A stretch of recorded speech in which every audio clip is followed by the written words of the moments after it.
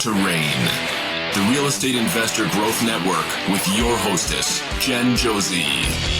Join like-minded real estate investors and accelerate your business towards greatness.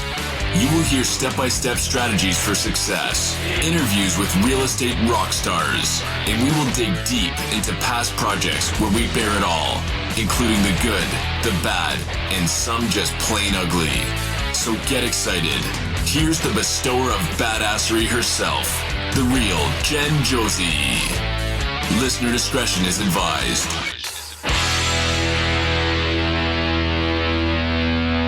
Hi, and welcome back. I'm Jen Josie, creator of REIN, the Real Estate Investor Growth Network. Whoop, whoop. On today's episode, we have a guest that will be sharing one of their past projects. We will let you decide if it was good or bad or just plain ugly. But before we begin, here's today's Badassery Bestowment, my little badass gift to you. Today's topic is real estate referrals. If you or your partner have a real estate license, an easy additional stream of income can come from referrals to other real estate agents. Last year, Vance and I made just over $30,000 from referrals. As a real estate investor, you should be marketing to off-market properties. There will be times when you visit a property and there's not much work needed. So instead of just leaving, I tell the homeowner, you know, as much as I'd like to buy your home and make a profit, to get the most bang for your buck, I think it would be best for you to list your property with an agent. We have several agents on our team, but I think Brenda would be a great fit for you. From there, we fill out the legal referral agreement and send it to Brenda. Brenda is thrilled to get another client, and she sends us 25% of the earned commission to us upon closing.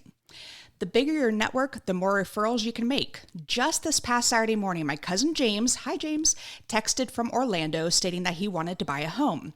Within minutes, I had a referral agreement sent to one of my college besties, Robin, hi Robin, who is a successful realtor in the area. They connected a few hours later and are excited to work together. The most important part about today's badassery bestowment is that you must have a real estate license to earn a portion of a commission through referral. If you do not have a real estate license and demand a fee for a referral, that is considered bird dogging and can be illegal in most states. What you can ask for is a lower commission fee next time they list one of your properties. So go out there and start sharing those referrals. Now, on to today's episode of the Real Estate Investor Growth Network podcast. We have with us superstar REIN member, Jacquie Richards, who I just adore. And I don't even think she remembers this, but she is the main reason why I started flipping condos and townhomes. She thoroughly impressed me with everything that she did, and I just tried to match it. She is just an inspiration to me. So welcome to the show, Jacquie Richards. Thanks, Jen. It is great to be here. Jen is one of my all-time favorite people and UCF alumni. That is true. Go Knights. Go Knights. Yes. So you have an English accent. So explain to the audience where you are from. Do I still have an accent? Oh, you do. I am from all over. My father was English. My mother was Canadian. So I grew up in England and then Canada. And I was actually born in the States and migrated back to the States in junior high. So I've lived all over the place. I tend to incorporate the accents of wherever I live. So I am definitely just a hybrid. I love it. And you are married to one of my favorites, Buddy. And where'd you meet Buddy? I don't even know the story. Oh, you know, I met Buddy in Orlando. Oh, okay. So he says he met me when I was younger. I don't remember it. He said I may have had a little bit too much to drink at a party. So we have two different recollections, but he actually was one of my brother's roommates out of high school. See, this is why we're friends. And we're recording this first thing in the morning, which is so rare for us to not have a drink in our hand when we're hanging out with each other. So I have coffee, actually. So let's dive in. I am so excited for you to share this project today. This is actually one that you currently own. So it's not going to follow the, regular questions of what did you make overall? But what I love about this one is that you got a free house. Listeners, are you hearing this? It's a free house and it is making her tons of money. And you use the BRRRR strategy, correct? That is correct. And tell the audience members, what does BRRRR stand for? So BRRRR, and I can't roll my R's. So it's buy, renovate, rent, refinance, and then repeat. Very good. All right. And we live in Raleigh. Well, I live in Raleigh. You live in Cary, correct? That is correct. And this is located where? So this is in New Bern, North Carolina. It's a 2-hour and 10-minute drive exactly from my house. New Bern is just an amazing riverfront town.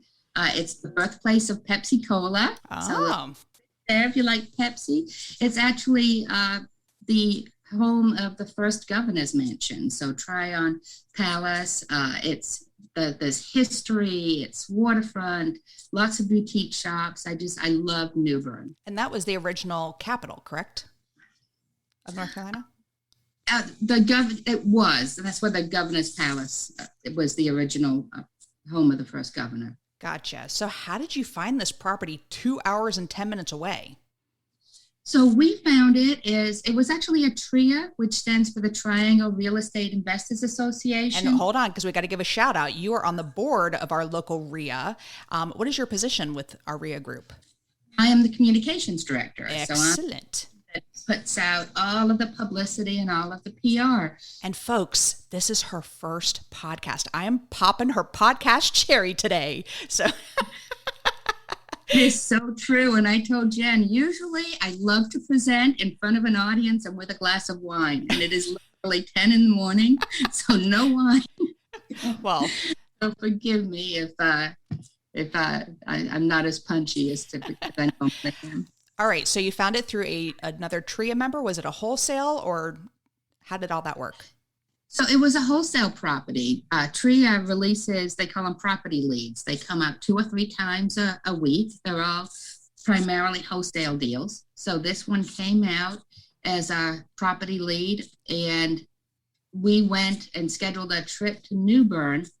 We went and looked at this property as well as like 8 others. So because it's a 2-hour drive and we want to make sure that we're efficient with our time, we went up with the intent of finding a property in New Bern, and we had a list to choose from. New Bern had been flooded with Hurricane Florence a year earlier. So I don't know if you guys remember, but September 2018, this hurricane came through, and it flooded the town of New Bern, which really had not happened previously, and it created a lot of opportunities there from an investment standpoint. At least we thought it did. All right, so you found this property. Describe the property. How many bedrooms, baths, all that fun stuff. Will do. I love this property. So it's, we've nicknamed it Drake's Cove. So if I talk about Drake's Cove, that's the house. It's a 2-story. It is now a 4-bedroom, 2-bath. Originally, when we bought it, it was 3 bedrooms. We added a bedroom using the existing footprint. It's a waterfront property in New Bern. And it's in a community that is called Fairfield Harbor. The wonderful thing about Fairfield Harbor is it's a gated residential resort community that has some of the best golf and boating in the area. So there was a lot of pluses about the community. This house sits on a 1/2 acre, or a little under 1/2 acre. It's wow. a corner. It actually sits on the cove, which is why we've nicknamed it Drake's Cove. Drake is the name of our son. So we knew so you can bring a boat. You can actually tie it up to the cove and it leads out to the Neuse River. When we purchased it, the first floor had been completely gutted. So because it had flooded during Florence. So it was really one of the oddest properties I'd walked through. When you go into the main floor, it's gutted down to the studs. They had a lot of flooding. And then you go up the staircase to the main living area, which has the kitchen and the dining room and the great room and just this wall of windows. And it's pretty much untouched. It was in almost perfect condition. Wow. Bedroom up there that had a tree that had fallen through it. So we had a little damage there, but it was, it was very, very cool. And we could see a lot of opportunities. So what was the purchase price of this property? The purchase price was $110,000. Okay. And what were they asking? They were asking $125,000. Very nice. We're close to that in Raleigh. No, you can't. How large is the property? It's about 2,400 square feet. Wow. And what was your estimated ARV? And I know you went into this wanting to make it an Airbnb, correct? That is correct. But I ran the numbers, which is what I always do on a flip. So when I ran my original numbers, my ARV was $285,000. Nice. I always want to make sure that it'll work as a flip in case that's an exit strategy that we decide to pull the trigger on. I also ran numbers on renting it out as a short-term rental because I wanted to ensure that it would cash flow. And it worked both ways. Yes, definitely. And you're using the term exit strategy, which is so important because a lot of the listeners think they have to buy something and the only option is to flip it. Where, you looked at this as, no, we could actually make a lot more money if it was a buy and hold and we did it as a short-term rental. So it's just another exit strategy, which is super important. Thank you for sharing that.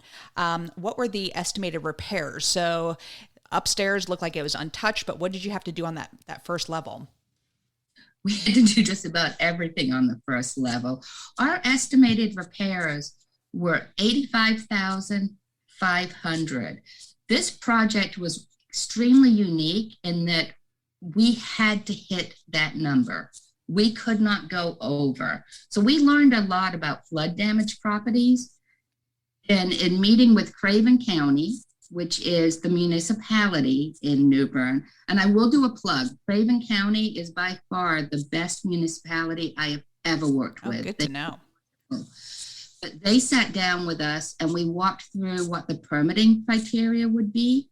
I didn't know this, but FEMA has rules and regulations. So if you buy a flood damaged home, you cannot spend more than 50% of the tax value of the home, not including the land, on the renovations. If you go over that amount, you are required to raise it. And this house is on a slab. And that would have made it cost prohibitive. So wow. $80,500 was a number that we absolutely had to stay under.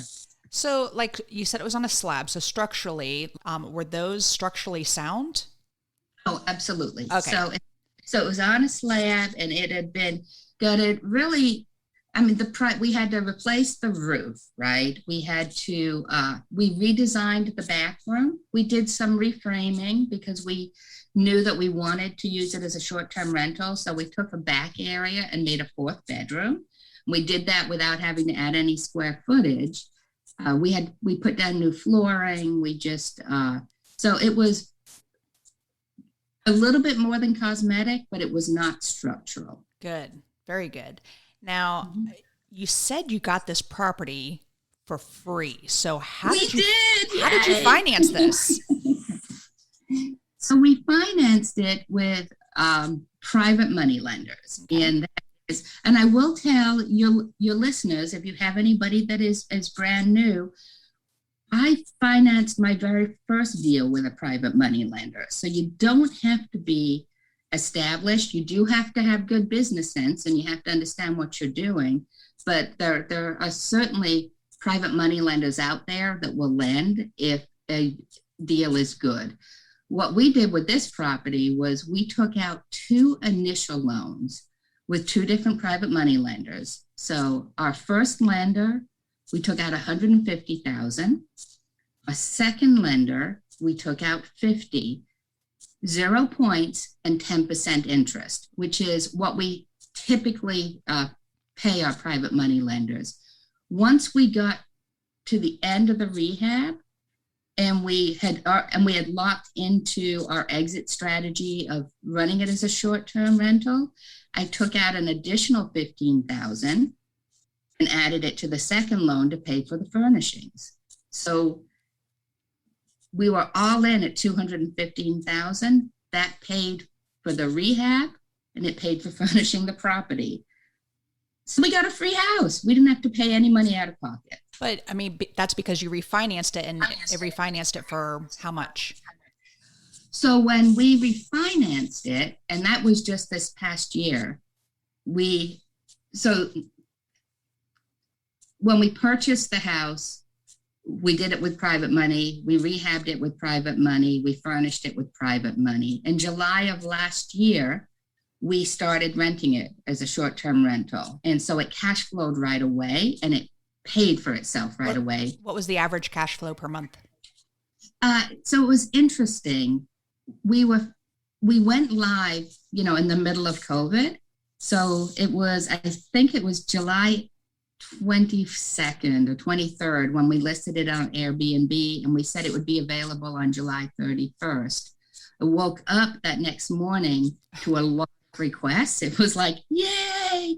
And so we had 3 renters in August, but one of the requests was from Harvard students that had reached out. Harvard had decided that they were going to go online. So we had 6 Harvard students that were going to be sharing a place, in Harvard, and they couldn't. So they reached out and said, would you allow us to rent for the semester? And we had a lot of going back and forth because I didn't want my house to turn into Animal House for college students, but they were good guys. And so we agreed to rent it for $18,000 from August 22nd through December 11th. So it ended up being 100% booked. It was like $150 a night.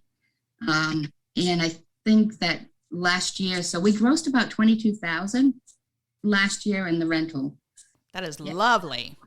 So in July of this year, we looked at refinancing the property. We wanted to get out of the 10% interest only. That was a great way for us to buy it. But I bet they were sad. My private money lenders were really sad, and they're already not bothering me, but reaching out saying, can we do another one? Can we do another one? And I'm like, I'm looking.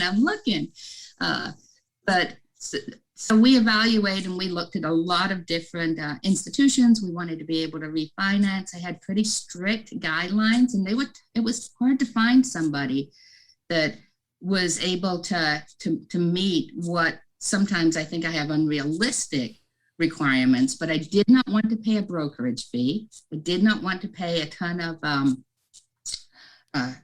points up front. I wanted a good interest rate. I wanted to cash out, and I wanted the appraisal to be on not rental rates, because when they appraise on rental rates, they appraise on long-term rental rates, not short-term. And the difference is huge. If you look at long-term rental rates, especially in New Bern, it would rent for about $1,250 a month. In July, which was my highest month yet, we rented it was $400 a night for the month. We grossed $11,500 in July. So the difference is huge, right? But I was able to work with a bank. It was the United Bank. They're familiar with coastal properties, and we came up with great terms. So the house appraised at $325,000. Woo! Woo-hoo! We had a loan, of $215,000 that needed to be paid off. So this just happened a couple of weeks ago. We took $25,000 cash from closing, and that paid really for what I call the rehab portion of my business, because I never got paid out on that because we kept it as a rental. So we took $25,000 in cash. It was a 0.5 point. So the loan origination fee was $1,250. We got an interest rate of 4.25 over 20 years. So my loan payment went from $1,725, which is what I was paying my private money lenders, which is interest only, to $1,500 a month, and that also pays down the principal. And and we have 75,000 in equity. Yep. Wow. So I got a free house. I got 25,000 in cash. It's been cash flowing every single month, and 75,000 in equity. I will do this all day long, Jen Josie. I love this, Jackie. Thank you Yes. for sharing that one. Did you have any issues during the renovation by chance? You're 2 hours and 10 minutes away. So how did you manage this renovation? We were really lucky, and I'll state that, where sometimes in this business you have a lot of challenges and things can go wrong, and every once in a while you'll get that nugget, and it's like and things just are beautiful. With this house, it could have gone either way. We bought the house in November of 2019, and I spent December interviewing GCs. I couldn't find one. I couldn't find one that met our criteria. They were either just a little bit too sleazy for me, or they didn't have the right insurance. I just, you tend to trust your instincts. They couldn't come in at my budget. And so I was starting to get really concerned. I'm like, this is, it's an issue when you're first establishing yourself in a new community. And at the same time, my general contractor in Raleigh that had worked on almost all of my flips, so I have so much trust in him, had told me that he was retiring. Also a pilot, and he has a property that he runs as an Airbnb on Ocracoke Island. Well, that is a 5-hour drive to New Bern, but only a 20-minute flight if you happen to have a little Cessna plane, and he does. So we met, had a we had a couple of drinks, and his going away present for me, and I'm so grateful, was to manage this project on my behalf. So because he was able to fly there, we did a cost plus contract. And so for anybody that doesn't know, that is his fee was in addition to, we paid the subcontractors through him, but we didn't pay any markup. And then we agreed on a contractor fee for him to manage the project, which was fantastic. So it was in great hands. Eric knew our budget and was able to bring it in actually at 84,000 instead of the 85,500. And that included his fee. Finding a good GC is so tough. So yes, having one and him doing that as a going away gift. Have you found a new GC yet? We have, but so we're working on this. We have a really large joint venture going on right now with Kathy Forrester of Seawood Home Solutions. And it's a condo conversion project, and they're treating it as a commercial build. So we have an incredible GC that we're working on with that project. I don't necessarily think that I could plug and play with the regular rehabs because the cost is higher when you're doing completely full service. On my regular rehabs, we're using, because we're following more of the keep it simple model, and we're not doing, major, I can use regular GCs. There's a couple of licensed ones that I've rotated in and out, but I haven't found a good replacement yet. Well, I told Vance, I'm like, I've always wanted to sleep with a GC. So he got his GC license because I was sick and tired of having all these GCs ghost us. I mean, I'm sure you've had that as well. And when you said sleazy, that's hilarious because they pull up in these trucks that are super fancy. You're like, nope, if you spend more money on your truck than on my project, we're going to have an issue here. So I just appreciate you so much sharing this because, and again, going back to the fact that you have inspired me and you explain things so well, and you have that educator bug in you, and you are just so good at it. And that's what really inspired me to flip a lot of condos and townhomes. And then I found out you were from UCF. I'm like, oh my gosh, and we're sisters. So I put my talents in you, and I'm like, we are going to be friends for a long time. So this was such a great, and this is your first one, and still your only Airbnb right now, correct? It is. And I will say part of what I'm working on is lowering my expectations. And your first one, when you end up with your first one getting a free house and it's waterfront and it's cash flowing the way this one is, then you have it in your head that this is the criteria that needs to be met in order to do the next one. And that, it's difficult to meet that. So we are looking, but I am lowering my expectations on, you can't walk away with 100K on all of them. And I know that's tough for you because you have some pretty high expectations. So, so bravo to you. Well, the second half of the podcast is I like to find out what makes you a badass. And I use the acronym BADASS. And the first letter is B for book. What is a book that's made a huge difference in your life? So this is where I'm not always, I kind of do my own little thing. I don't read a tremendous amount of business books. There are two that I really like. My favorite in the past year is Never Split the Difference by Chris Voss. And I love the book. And I still will go back to the 7 Habits of Highly Effective People by Stephen Covey. But the biggest course, so I'll evaluate a course instead of a book, that changed my life from a business perspective is a course I took in 1998 in Jacksonville, Florida, and it was called Influencing Without Direct Control. It was 3 days, and I walked away from that course with a totally different strategy on evaluating and dealing with business situations. It was incredible. And it took me out of that mode of thinking that, you kind of have to get your way, you have to be right, to really focusing on what is your objective, leaving your ego at the table, and really navigating around all these different channels to make sure that you get the results that you want.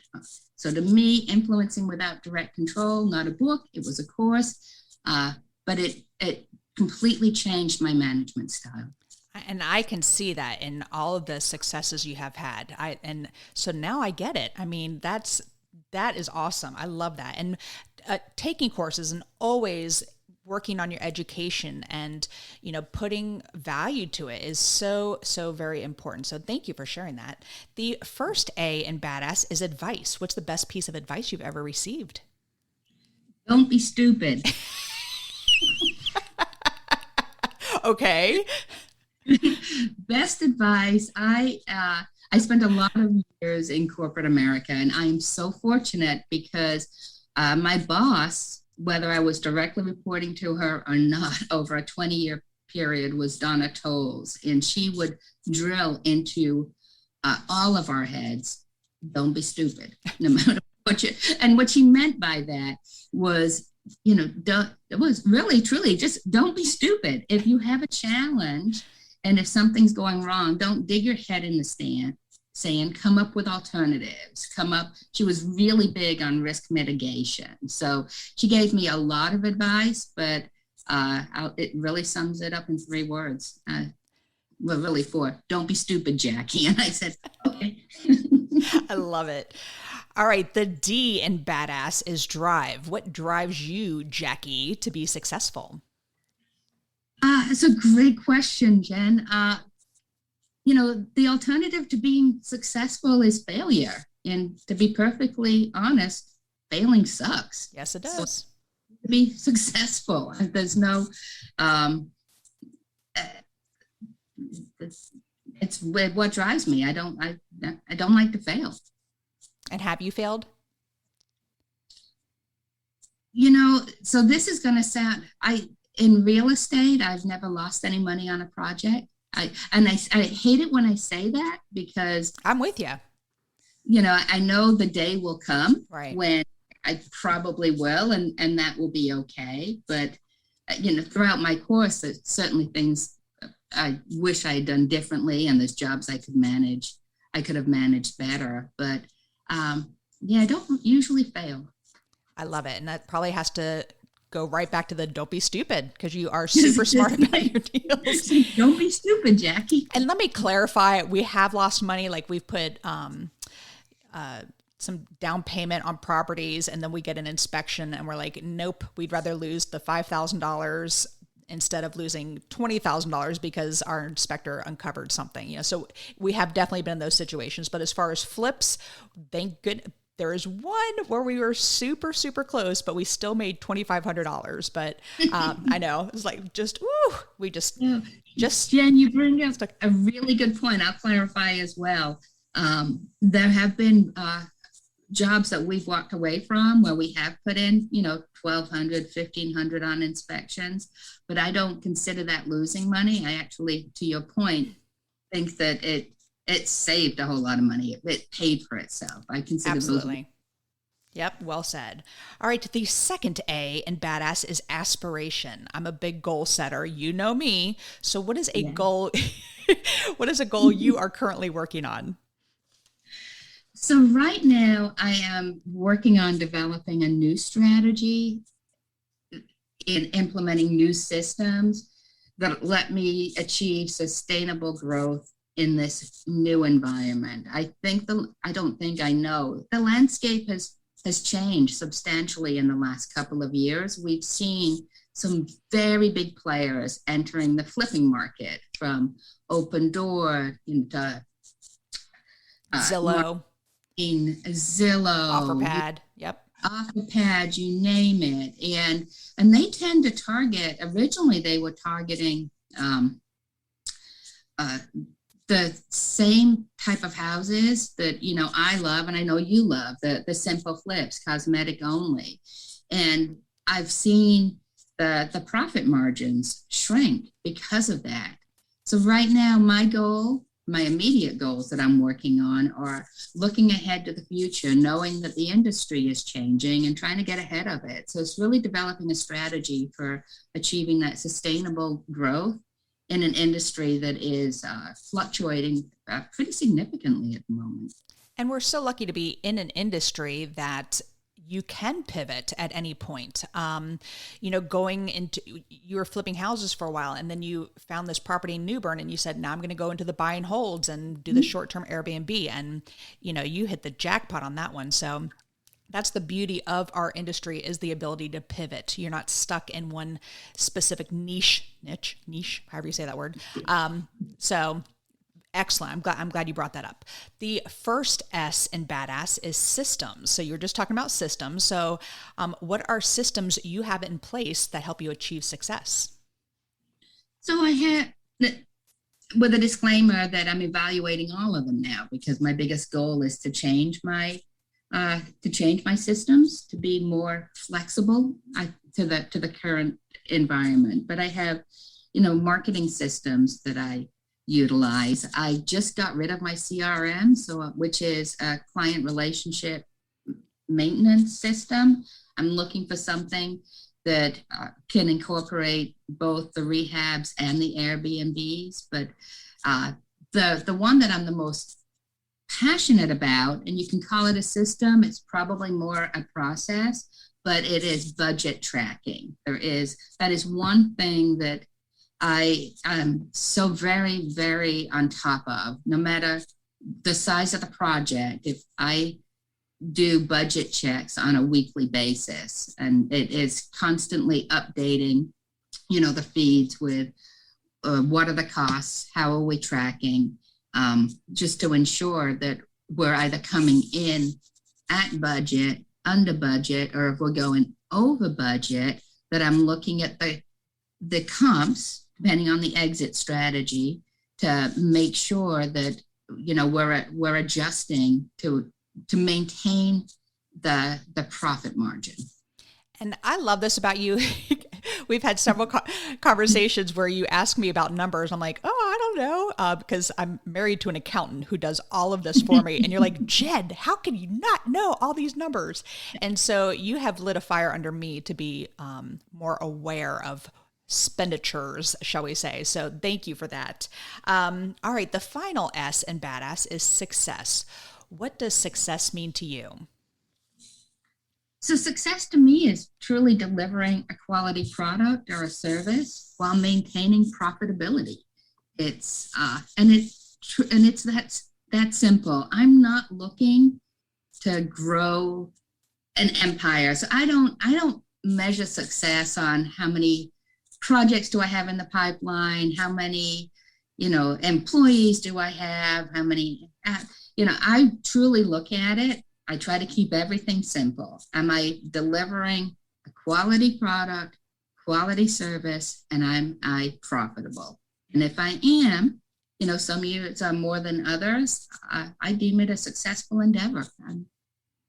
And you are just loaded with integrity too. That's just so great. And I'm so honored to call you friend. And you are also a RAIN member.